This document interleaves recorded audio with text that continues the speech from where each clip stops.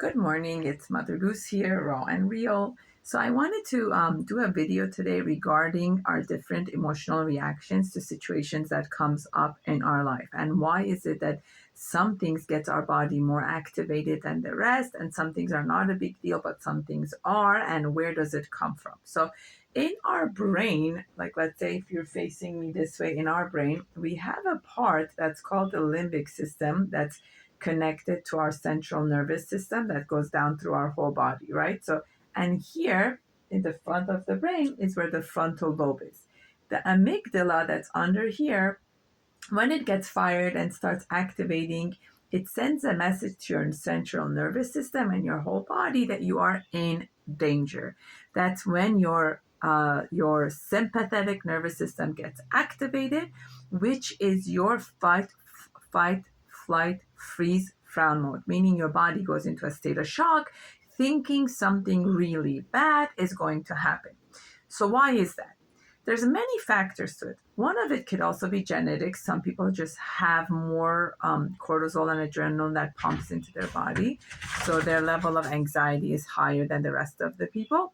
Then you have other people that are just calmer by nature, so their body produces more serotonin and dopamine, and they're just calmer as the way they are. So people that have their sympathetic nervous system getting activated get more nervous, more anxious to different things. So what causes this? As a child growing up as an infant, certain messages from the mother, from the father, from the surrounding caregiver that a danger is about to come, it puts the body into this nervous reaction. So anytime that situation is going to come up, the body gets activated.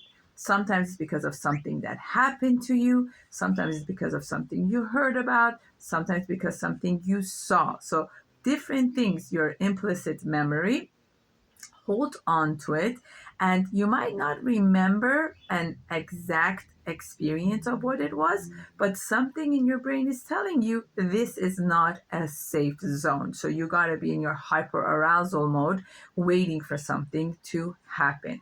So let's say a child that might have a first time bad experience at the dentist, or heard a bad experience at the dentist from the sister or sibling or whoever it is, their body can get worked up every time they're about to go to the dentist, even though they might have not had a personal experience, unless they rewire the brain, because the brain's neuroplasticity has the ability to rewire itself, reconnect itself to it feeling safe and comfortable.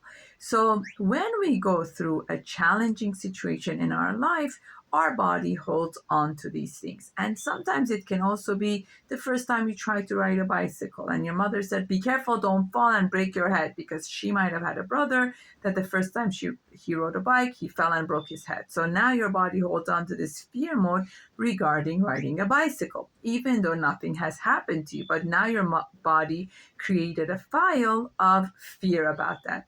So over time, we want to get our frontal lobe to get activated to remind it that this is nothing to be afraid of and I am going to be okay. So the way we do that is by deep breathing and rechecking the fact. It's about saying to yourself, let me check the fact. Is there So when you're able to send that reminder and understanding to yourself, that's what makes the difference. Let me check the fact. Let me see what's going on. Let me see where this is coming from.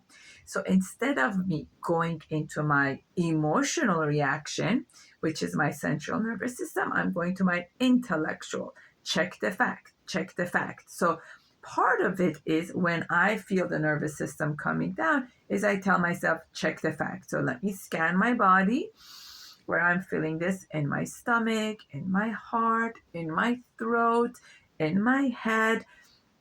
This is how I'm going to release it. So first part is check the fact. Second part, locate it.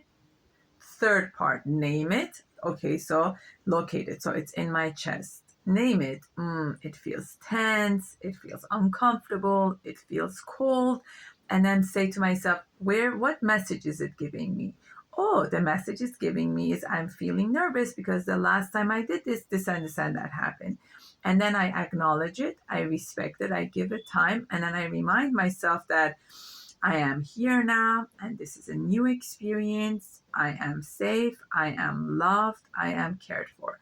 These are like more of like centering. I am safe, I am loved, I am cared for. So, meditating on that will help my frontal lobe to get activated, to bring me back into the here and now, and to feel safe and secure and comforted. So instead of going into my sympathetic nervous system, which is more anxiety based. Thank you so much for watching and hope you found this helpful.